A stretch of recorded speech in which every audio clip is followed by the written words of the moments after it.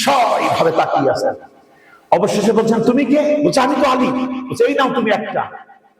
হযরত আলী প্রশ্ন করলেন, আমিরুল মুমিনিন, আপনার পাত্রে তো আরো খুরমা দেখি, আপনি তো আমাকে আরো একাধিক দিতে পারেন, আপনি আমাকে একটা কেন দিলেন? হযরত ওমর বলছেন, আলী, আজকে রাতের বেলায় মহানবী যদি তোরে একের অধিক দিতেন, আমিও তোকে একের অধিক দিতাম। কোথায় পৌঁছে গেছে! সুবহানাল্লাহ। মসজিদে জুমার খুতবা দিচ্ছেন, দিতে দিতে হঠাৎ চিৎকার করে বলছেন, ইয়া সারিয়াতিল জাবালা, তিনবার বললেন। আবার খুতবা দিচ্ছেন। সাহাবারা দেখলেন, কি হঠাৎ করে কি বললেন? 1 মাস পর মুসলিম সেনাবাহিনী আসলো, যার প্রধান ছিল সারিয়া।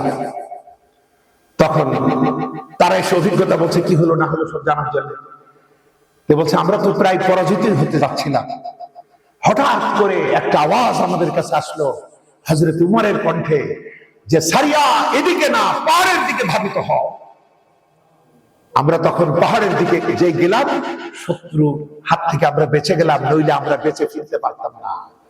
সবাই বুঝলো ওই আহ্বান, ওই চিৎকার, ওই নির্দেশনা ছিল হযরত উমর। এরকম খলিফা আমাদের চাই।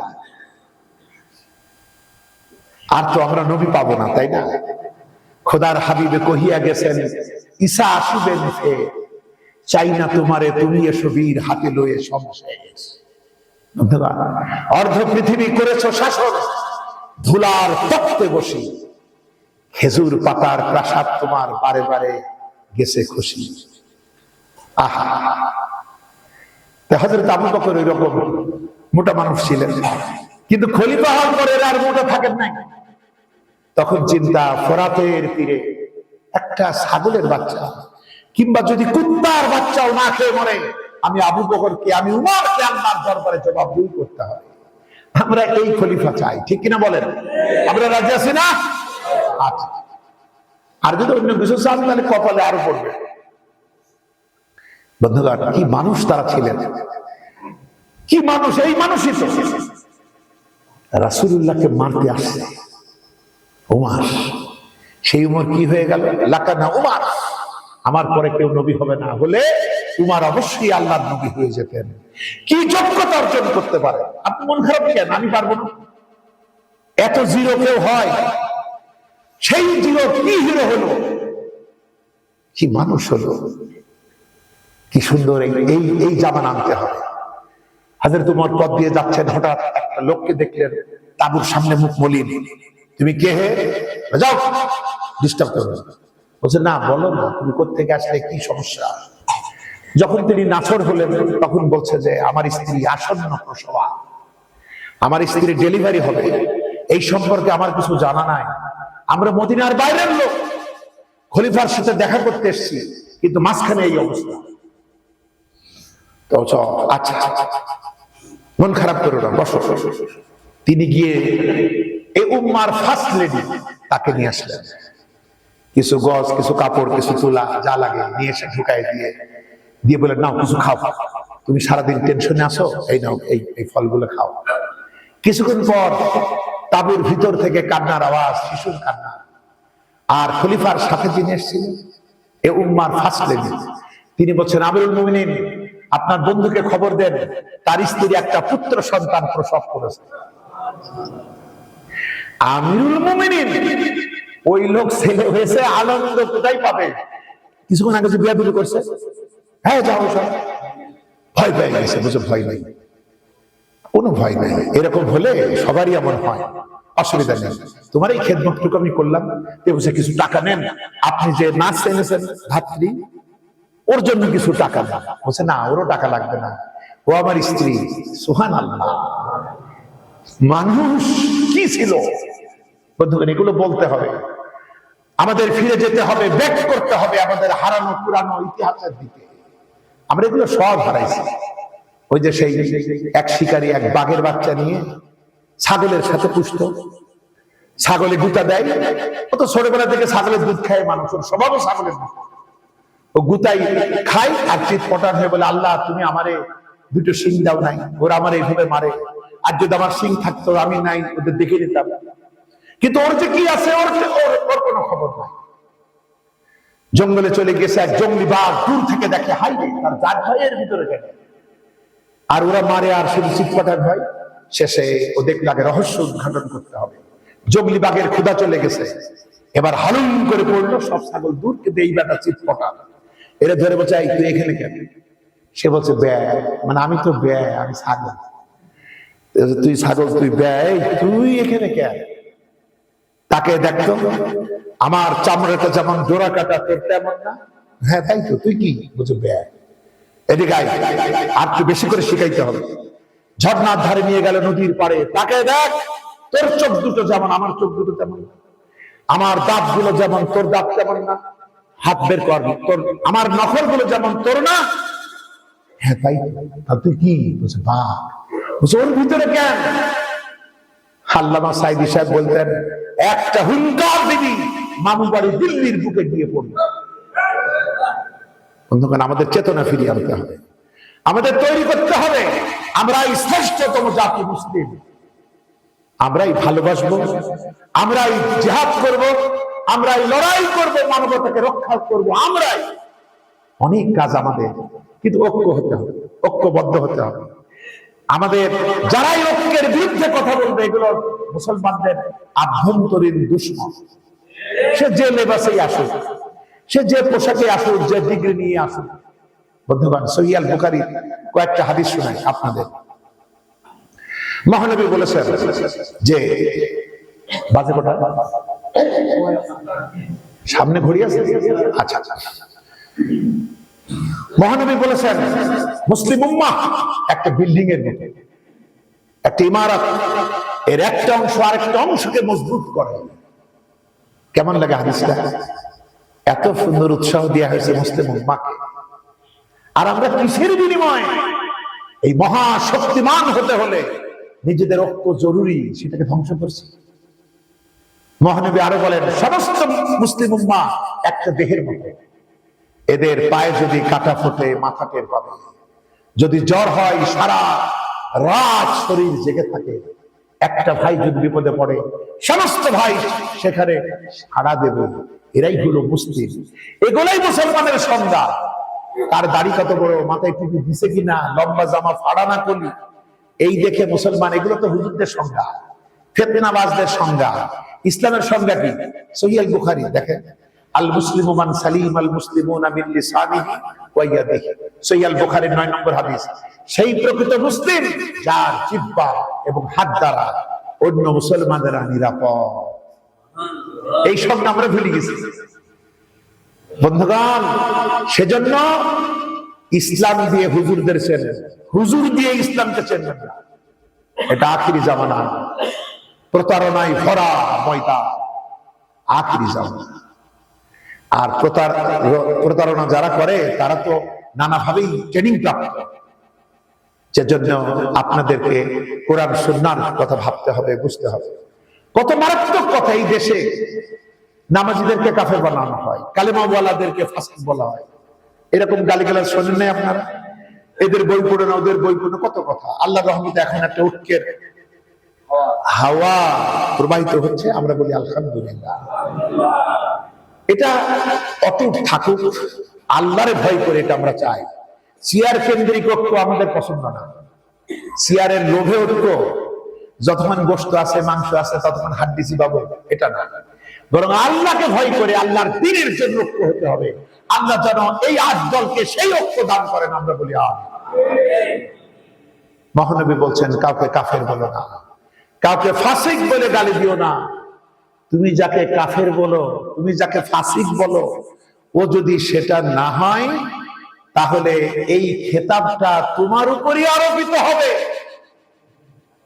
কত ভয়াবহ কথা বন্ধুগণ। সুতরাং আমি আপনাদেরকে বলছিলাম, আমাদের এই দোয়া কেমনে কবুল করানো যায়, আমাদের দুনিয়া কিভাবে সুন্দর হবে। সাহাবীরা নবীকে যেভাবে অনুসরণ করেছেন, ওইভাবে আমাদের এই কাজ করতে হবে। তাহলে আমাদের দুনিয়াও সুন্দর হবে, আমাদের এই দোয়াও কবুল হবে, আখিরাতে সুন্দর হবে। ইসলামের 5ম খলিফারা এই যে দেখেন, কিয়ামতে আরশে আজিমের ছায়া ছাড়া কোনো ছায়া থাকবে না। সহিহ আল বুখারী 660 নম্বর হাদিস। এটা বুখারী মুসলিমের আরো বহু জায়গায় আছে। এখানে 7 শ্রেণীর কথা বলা আছে, যারা কিয়ামতের ওই কঠিন মুহূর্ত, কি কঠিন, সূর্য কত দূরে আমাদের থেকে? 9,30,00,000 মাইল দূরে। তাই চৈত মাসে খবর হয়ে যায়, তাকানো যায় না, পিঠ পুড়ে যায়, কি অসহ্য। আর কিয়ামতের দিন সূর্যটা মাথার কাছে চলে আসবে, কোন বর্ণনা এসছে 1 মাইল, কোথাও আধা মাইল, এত কাছে চলে আসবে। প্রকাণ্ড সূর্যের মারাত্মক উত্তাপে মানুষের মগজগুলি গলে গলে, নাক কানবে গলে গলে পড়তে লাগবে। পানির পিপাসায় মানুষের জিহ্বাগুলি কুকুরের মতো নাভির নিচ পর্যন্ত ঝুলে যাবে। সমগ্র হাসর জুড়ে আওয়াজ হবে পানি পানি পানি বলে। আমরা দোয়া করি রব্বুল আলামিন ওই দিন যেন আমরা তোমার হাবিবে পাকের কাউসারের পেয়ালা যেন আমাদের নসিব হয়, আমিন। সেই কঠিন দিন, সেই কঠিন প্রেক্ষাপট, কঠিন পরিস্থিতি, কিয়ামতের দিন। আচ্ছা, সেদিন কয় শ্রেণী আশ্রয় পাবে এই আল্লাহর আরশের নিচে? 7। তার 1 নম্বর কিডা? হুজুর, পীর সাহেব, মৌলভী, ওয়াইজ, তাফসীর কারক, মুল্লা, ইমাম আদিল, ন্যায় পরায়ণ শাসক। ইসলাম দুনিয়া ছাড়া এই শাসন করতে হলে দুনিয়া লাগবে না? প্রথম 1 নম্বরে ইসলামে কোনো বৈরাগ্য নাই। এটা দুনিয়া ও আখিরাত। দুনিয়া হলো আমার কৃষি ক্ষেত, আর আমি ফল নেব আখিরাতে গিয়ে। এটা আমার রেজাল্টের জায়গা না, এটা আমার আমলের ময়দান, এটা আমার প্রশিক্ষণের ময়দান, এটা কাজের ময়দান। রেজাল্টটা আখিরাত। এই অনুভূতি নিয়ে কাজ করতে হবে। বন্ধুগণ, কি না তারা করেছে। একদিন রাতে হযরত উমর পথ চলছেন, যেতে গিয়ে হঠাৎ টের পেলেন পাশের ঝুপড়ির ভিতর থেকে কথা কানে আসছে আস্তে আস্তে। তিনি কান পাতলেন। আপনাদের কান পাতা দরকার নেই, এগুলো দায়িত্বশীলদের আমার। এর মনে করেন না যে আমরাও কান পাততে পারি। আপনি তো তার একটা গোমও দেবেন না, কি জন্য কান পাতা? আচ্ছা, তিনি কান পাতে শোনেন ঘরের গৃহকর্ত্রী মহিলা, সে তার মেয়েকে বলছে, এই বেটি, উটের দুধ দোহায় এনেছি, পানি মিশা। মেয়েটা বলছে, মা, খলিফা উমরের ফরমান, খাবারে ভেজাল দেওয়া যাবে না। যারে বাধা, খলিফা দেখবেন ঘুমায়। শুনছে কে? খলিফা ঘুমায়, পানি মিশা, যত পানি মিশাবি তত না। মেয়ে বলছে, মা, পারবো না, কারণ খলিফা উমর ঘুমাতে পারেন, কিন্তু খলিফা উমরের রব আমাদেরও রব, আল্লাহ পাক সব দেখছেন, আমি পারবো না। হযরত উমরের মতো পাহাড় কেঁপে উঠলেন, ফিরে গেলেন বাড়ি। অবিবাহিত একটা ছেলেকে ডাক দিলেন, নিজের ছেলে ডেকে বলছেন, এই পুত্র, আমার এখন আর বিয়ের বয়স নাই, নইলে আমি প্রস্তাব দিতাম। তুই একটু যা, ওই মহল্লার ওই কোনায় একটা বাড়ি আছে, গিয়ে খোঁজ নে, মেয়েটা যদি অবিবাহিত থাকে তোর বিয়ের প্রস্তাবটা দিয়া। সুবহানাল্লাহ। গোয়ালিনীর মেয়ে। আমরা কত কি দেখি খুঁজে, আরে বাবা, তাকওয়াটাই আমরা দেখলাম না, তাই না? আমরা দেখি কত কিছু, দেখি জামাইরও তাকওয়া দেখি না, কইনেরও তাকওয়া দেখি না। যেদিন প্রথম প্রথম খুব মজা, তারপরে সোজা গেট আউট। হযরত আলীকে প্রশ্ন করা হচ্ছে বিবাহ নিয়ে। হযরত আলী বলছেন, খুশি। মানে? বলছে 3 মাসের খুশি। বলছে এরপর? বলছে এরপরে যুগ যুগ ধরে চিন্তা করা লাগবে। লোকেরা বলছে তারপর? হযরত আলী বলছেন এরপরে মাজা খোড়া হয়ে যাবে। তারা বলছে তারপর? এরপর পটল তুলিবা। সুতরাং হিসাব নিকাশ করতে হবে। এই দুনিয়ার এই বন্ধন বিবাহ করতে গিয়ে বউ না চয়েস করে সন্তানের মা চয়েস করবেন। বিবাহ করতে গিয়ে আপনার সাথে আড্ডা মারা মেয়ে পছন্দ না করে আপনার সন্তানের মা এ হতে পারবে কিনা এই চয়েসটা করেন। বুঝেছেন আমার এই কথা? অনেক বড় চিন্তা করতে হবে বন্ধুরা। ওই কবরের কাছে কি দেখেন কত শখ ছিল তাদের জীবনে, সব নীরব, আজ একটা সাউন্ডও করে না, নীরব নিভৃতে। ওখানে গিয়ে একদিন হযরত আলী বলছেন, ও কবরবাসীরা, আমি জানি না তোমরা কেমন আছো, তবে আমি তোমার একটা খবর দিতে পারি। সেটা হলো তোমরা মরে যাওয়ার পর 1 মাস 2 মাস কান্নাকাটির পর আজ তুমি যাদেরকে রেখে আসছিলা ওরা সব তোমাদেরকে ভুলে গেছে। তোমার যে টাকা পয়সা ছিল, তোমার যে সুন্দর স্ত্রী ছিল, ওই টাকাগুলা নিয়ে সে আরেক পুরুষের সাথে ভাইগা গেছে। এই খবরটা আমি তোমারে দিতে পারি। তো বন্ধুগণ, আমল তৈরি করতে হবে নেক আমল। হযরত উমর তাই কি বলছেন যে যা দেখ মেয়েটা বিবাহ না হলে তোর বিয়ে। আরে রাজার ছেলে, সহজ ব্যাপার। হযরত উমর দেখেছেন তাকওয়া। এই মেয়ের পেটে যে মেয়ে হলো, ওই মেয়ের পেটে জন্মালো ফারুকে সানি, জগৎ বিখ্যাত ইসলামের ৫ম খলিফা আমিরুল মুমিনিন হযরতে উমর বিন আব্দুল আজিজ রাহমাতুল্লাহ আলাইহি। তার আমলে বড় লোকেরা টেনশনে থাকতো, গরিবের কোনো টেনশন নাই। কারণ ইসলামের নিয়ম হলো গরিব জনসাধারণ তোমার দুয়ারে এসে হাত পাতবে না। তুমি খুঁজে খুঁজে কারা গরিব দিয়ে আসবা, তোমার সম্পদে ওদের অধিকার। তুমি একটা ম্যানেজার, খাবি ওর অধিকার, ওর পাল না যাই শোধ দিয়ে আসবে। বড় লোকেরা মাত্র অল্প দিনের শাসনামল, মানুষের তো সহ্য হয় না। আত্মীয়রা মহব্বত করে খাবারে বিষ দিয়ে, পানিতে না পাত্রে বিষ দিয়ে তাকে মেরে ফেলল। মাত্র 2.5 বছরের শাসনামল, যদ্দূর আমার এখন মনে পড়ছে, হয় 2.5 নয় 3.5। আহা, ভালো তো আমাদের সহ্য হয় না। গুয়ে ফুটা যদি হই আমি, তাহলে গুই হলো আমার বাড়ি, আমার কি অন্য জায়গা ভালো লাগে? তার আমলে ধনীরা টাকা পয়সা বস্তায় নিয়ে চিৎকার দিয়ে বলতো, যাকাত কে নেবে, যাকাত কে নেবে। এক ব্যক্তি খুঁজতে খুঁজতে ক্লান্ত হয়ে মরুদ্যানে বসে সীমাচ্ছে। দিনের পর দিন চলে যাচ্ছে, একটা গরিব মানুষ পাওয়া যায় না যারা যাকাত দেবে। হঠাৎ দেখে একটা লোক আসছে, আরো নোংরা জামা, আরো বড় পুতলা। যাক, একটা ফকির পাইছি, এবার যদি বাঁচতে পারি। তার কাছে, ভাই আসো আসো, ভাই আসো, কেমন আছো? ভালো। ভাই তুমি আমার এই নেও, আমি এভাবে ঘুরে বেড়াচ্ছি, আমি তো কোনো গরিব মানুষ পাইলাম না, তোমারে পাইলাম, ভাই আমারে বাঁচা। কারণ এটা ট্যাক্স না, আমাদের দেশে ইনকাম ট্যাক্সের খাতা একরকম আর অরিজিনাল খাতা থাকে আর একরকম। কারণ ব্যবসায়ীরা জানে ইনকাম ট্যাক্সের অফিসার অন্ধকারে দেখে না, পানির নিচে দেখে না, মাটির তলায় দেখে না, সুতরাং 2 রকম খাতা। কিন্তু যাকাতের এই খাতা যার জন্য তিনি দেখেন কিনা। সুতরাং সবার দায়িত্ববোধ, আখিরাতের বিশ্বাস থাকলে আমার ভিতরে দায়িত্ব চেতনা তৈরি হয়।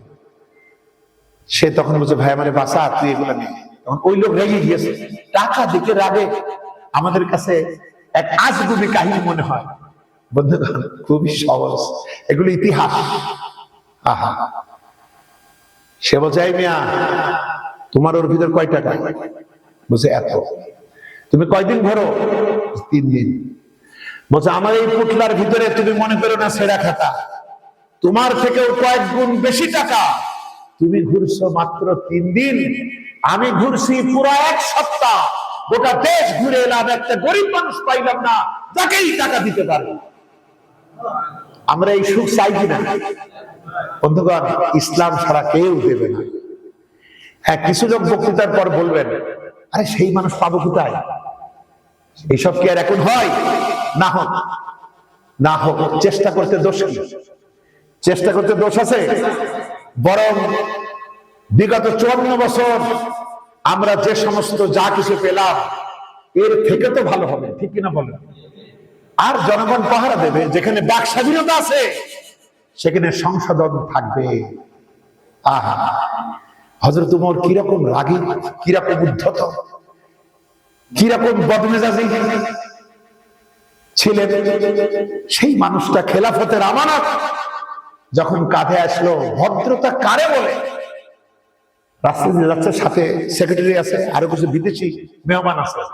হঠাৎ রাস্তায় এক বুড়ি মহিলা বলছে, এই ওমর দাঁড়াও। অন্যরা দেখে বেটা বুড়ি ঘাড়ে কয়টা মাথা, এত বড় সাহস। হযরত ওমর বিনয়ের সাথে দাঁড়িয়ে গেল। বুড়ি বলছে, শোনো, তুমি তো সেই বকাইতে, সেই বেয়ারা ওমর, যাকে দেখতাম জুল মাজাজের বাজারে কত আড্ডা মারতে, কত ঘোড়সওয়ারি করতে, কত ভণ্ডামি করতে। আজ লোকেরা তোমারে আমিরুল মুমিনিন বলে না। উমর উমর বলছে, শোনো, আজকে তোমাকে লোকে আমিরুল মুমিনিন বলে।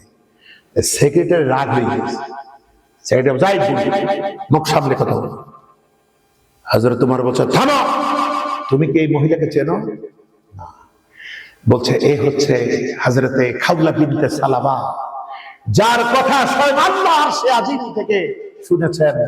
কাদ সামিয়াল্লাহু কাওলাল্লাতি তুজাদিলুকা ফি যাওজিহা। সেই মহিলার কথা আল্লাহ শুনেছেন। আল্লাহ তার হাবিবকে বলছেন, ও নবী, আল্লাহ তো সেই মহিলার কথা আরশে আজিমে বসে শুনেছেন, যে মহিলা তার স্বামীর ব্যাপারে তোমার সাথে ঝগড়া করছে। যে মহিলার কথা আল্লাহ শোনেন, আমি উমর কি তার কথা না শুনে পারি? শুনে রাখো, এই মহিলা যদি সারাদিনও আমাকে এখানে দাঁড় করিয়ে রাখে, তবে আমি এখানে দাঁড়িয়েই থাকবো। শুধু নামাজের ওয়াক্ত হলে আমি বিনয়ের সাথে একটু ছুটি নিয়ে আমি একটু মসজিদে যাব, আর তাছাড়া আমি এখানেই দাঁড়িয়ে থাকবো। আল্লাহু আকবার! কি বিনয় আর বিনম্রতা তৈরি হয়েছে তাদের মধ্যে, চিন্তা করো। বন্ধুগণ, সুতরাং उतर कर गार हिरा से सुए कौन आया और एक नुस्खे किमिया सतलाया। বিশ্ব নবী হেরা পাহাড় থেকে নেমে এলেন, সাথে নিয়ে আনলেন নুসখায়ে কিমিয়া, মানে পরশ পাথর।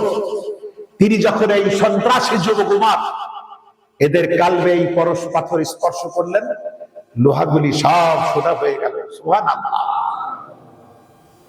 সুতরাং এই পরশ পাথর আছে না আমাদের কোরআন, আছে না? শুধু প্র্যাকটিস, প্রশিক্ষণ, আন্তরিকতা, নেক নিয়ত থাকলেই হবে। হবে না কেন? পরিবেশ তো আমরা দিইনি। ওই জামানায় হাফেজ তৈরি হতো, এখন হাফেজ তৈরি হয় না। ওই জামানায় আলেম তৈরি হতো, এখন হয় না। শুধু দিলটা চেঞ্জ করতে হবে, আর কটা ব্যাটারি চেঞ্জ করে দিলেই তো হয়ে যায়। সেই যত্ন তো নিতে হবে। এবং আখেরি জামানায় আরো লাভ হলো, অল্প আমলে আপনি বেশি পাবেন। ওই জামানাটা ছিল এমন, যদি 10টা কাজ করতে হবে, কেউ যদি একটাও বাদ দিত তবে ক্ষতিগ্রস্ত হবে। কিন্তু এমন একটা জামানা, এখানে একটাও যদি করে 10টার সমান মর্যাদা পাবে। সুবহানাল্লাহ। আহারে, এটা নবীজির সুসংবাদ। বন্ধুগণ, আমাদেরকে এইভাবে আগাতে হবে। সুতরাং এই মেয়ের সাথে হযরত উমরের ছেলের বিয়ে।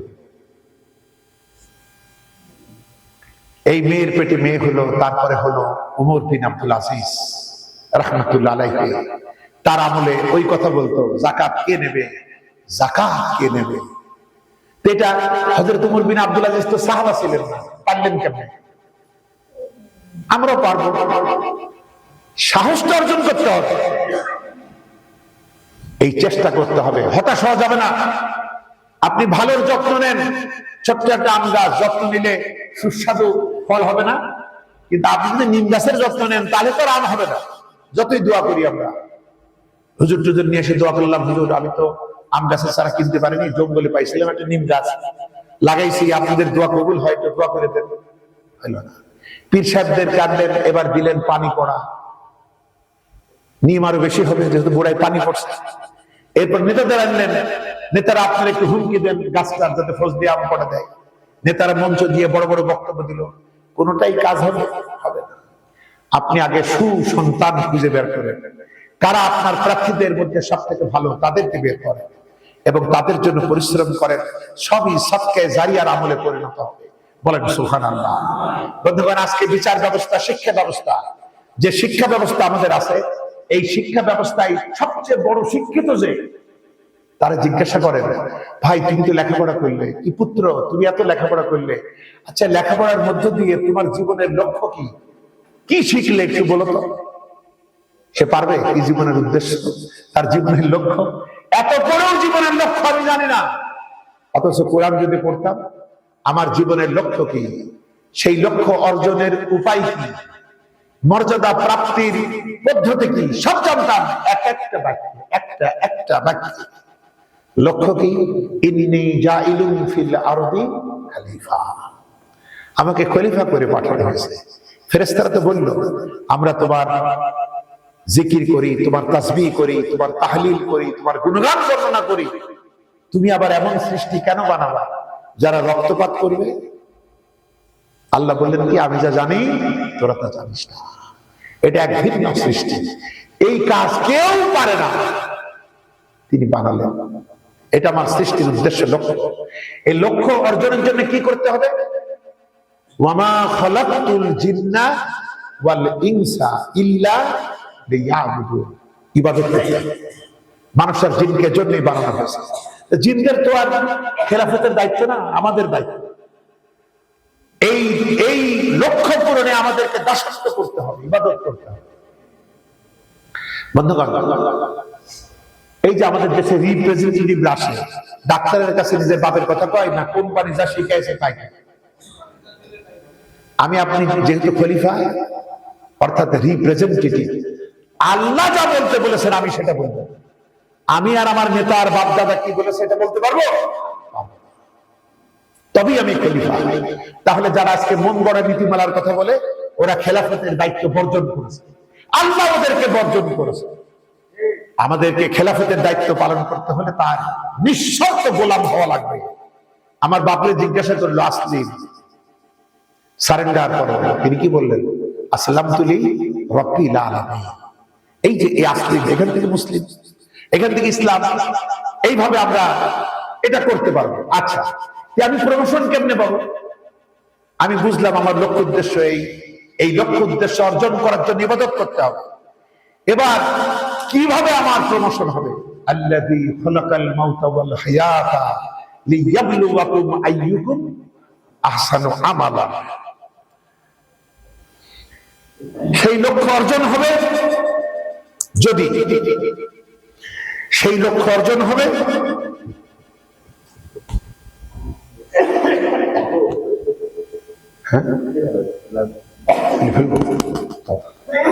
সেই লক্ষ্য অর্জন হবে যদি আল্লাহ পাক বলছেন, আমি মরণ আর জীবনকে সৃষ্টি করেছি যাতে আমি পরীক্ষা নিতে পারি তোমাদের ভিতরে কারা নেক আমলের দিক থেকে বেশি অগ্রসর, বেশি সফল। সুতরাং পরীক্ষা দিতে হবে, পরীক্ষা ছাড়া কারো প্রমোশন হবে না। বন্ধুগণ, আমাদের তৈরি হতে হবে, ঐক্যবদ্ধ হতে হবে, ইসলাম জানতে হবে। এইভাবে যদি আমাদের সমাজকে গড়তে হয়, প্রথমে হাত দিতে হবে শিক্ষা ব্যবস্থায়। শিক্ষা ব্যবস্থায় যা কদিন পরে বই দেবে, কি করছে আল্লাহ ভালো জানে, হয়তো আগের তুলনায় ভালো হবে, কিন্তু এই ভালো আমরা চাই না। শিক্ষা ব্যবস্থায় তাওহীদ, রিসালাত এবং আখিরাত ভিত্তিক শিক্ষা থাকতে হবে, যাতে প্রথম দিনে আমার সন্তানের সাথে পরিচয় হয় তাওহীদের, আল্লাহর সাথে পরিচয় হয়, মালিকের সাথে পরিচয় হয়। আমাদের বাপ দাদারাও পারছে না, পারেনি, আমরাও পারলাম না। তারপরও যতদিন শ্বাস আছে ততদিন এটা অর্জন করার জন্য ছুটতে হবে। আমাদের বাপ দাদারা কি করলেন? দাঁত পড়ার সময় বললো, যাই দাঁতটা নিয়ে ইন্দুরের গর্তের কাছে যা। দাঁতটা নিয়ে ইন্দুরের গর্তের কাছে আমরা গেলাম। আপনারাও কেউ কেউ জাননি, আগে গিয়ে আমরা কি বলতাম? ইন্দুর ভাই, ইন্দুর ভাই, তুমি আমার এই দাঁতটা নাও, আর বিনিময়ে তোমার ওই চিকন চিকন দাঁতটা দাও। আচ্ছা, ইন্দুরের কাছে চাইলাম কেন? তাহলে কি আমার আগের দাঁতটা কি বিড়ালে দিছিল? কে দিছিল? আল্লাহ। সুতরাং উচিত ছিল ওই দাঁতের মালিকের সাথে পরিচয় করা, পরিচয় করানো দরকার ছিল যারা হেদায়েতের মহান বাণী নিয়ে এত কষ্ট দুঃখ যন্ত্রণা ভোগ করে মানবতার সামনে নিঃস্বার্থভাবে দাওয়াতে দ্বীন পেশ করেছেন, সেই নবী রাসূলদের সাথে পরিচয় করানো দরকার ছিল। এটা হলো রিসালাত। আর এই জীবনই একমাত্র জীবন নয়, এটা সাময়িক, এটা আমরা একটা ভ্রমণ করছি,